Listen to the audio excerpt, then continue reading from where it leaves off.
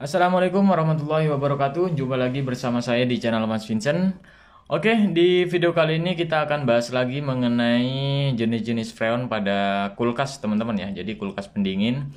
Jadi di sini untuk jenis-jenis freon itu banyak banget, mulai dari jenis freon R134 dan juga R600, ada juga yang merek lain juga, ada juga yang R404, R11, R12, jadi banyak banget.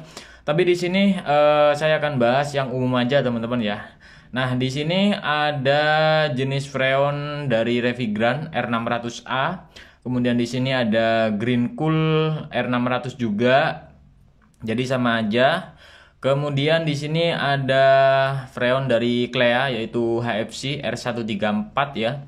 Ini banyak banget perbincangan untuk teman-teman semua karena ada ada jadi ketika penggunaan jenis freon ini ada yang bilang buntu atau enggak gitu ya, teman-teman ya.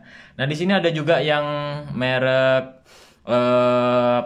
satunya lagi itu ya, Ineos. Kemudian di sini sama aja yang Clea. Ada juga yang merek HFC R134 tapi nggak ada lambang nomor satunya, teman-teman ya. Tapi di sini saya rasa di sini semuanya sama, teman-teman ya, nggak ada perbedaan jauh banget, nggak ada.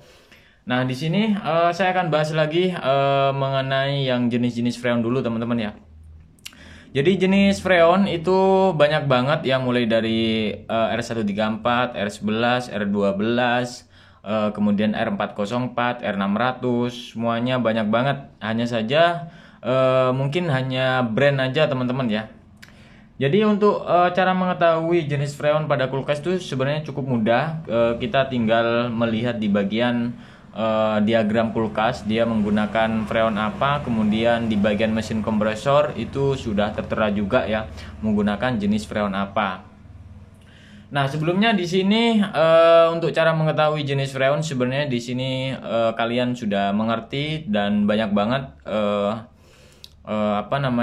yang tahu, teman-teman ya. Tapi di sini ada juga yang saya bilang tadi, perbincangan mulai dari teman-teman pemula juga, yang teknisi juga ya. Jadi salam dingin juga. Oke, di sini saya akan jawab kenapa kebanyakan dari teman-teman semua kalau misalkan misalkan kalau menggunakan freon HFC atau Ineos ya, atau yang Revigran lainnya itu kadang ada yang bilang kalau merek jenis ini saya sering buntu, kemudian kalau pakai yang jenis ini saya malah enggak.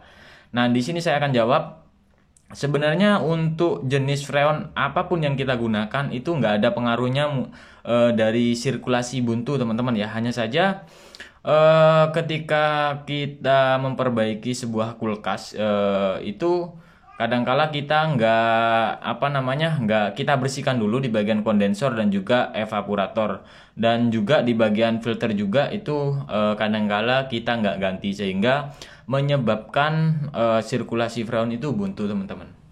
Jadi seperti itu. Dan sebelumnya sebelum saya menggunakan freon dari Clea atau HFC, itu dulu saya menggunakan freon Revigran ya. Satu can ada yang 12 kilo, ada yang 13 kilo, itu nggak ada masalah sih, teman-teman ya.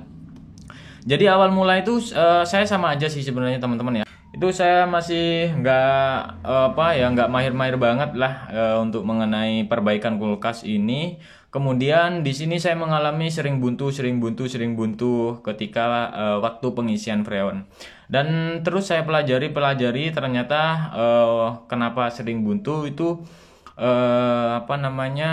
di bagian sirkulasi pipanya, teman-teman ya. Jadi kebanyakan untuk di bagian filter itu jarang diganti. Kemudian untuk di bagian kondensor dan evaporator tuh jarang banget kita flushing. Nah, itu yang membuat sirkulasi itu buntu. Kalau misalkan dari jenis freon itu sebenarnya ini menurut saya itu nggak ada pengaruhnya ya masalah buntu atau enggaknya. Tergantung kita bagaimana cara memperbaiki sebuah kulkas ya, supaya freon atau sirkulasi ini nggak buntu.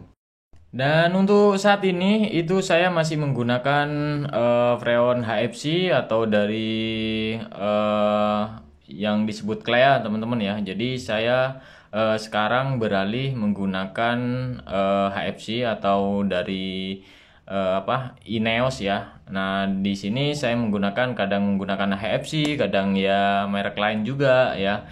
Karena menurut saya di sini ya nggak ada permasalahan teman-teman ya.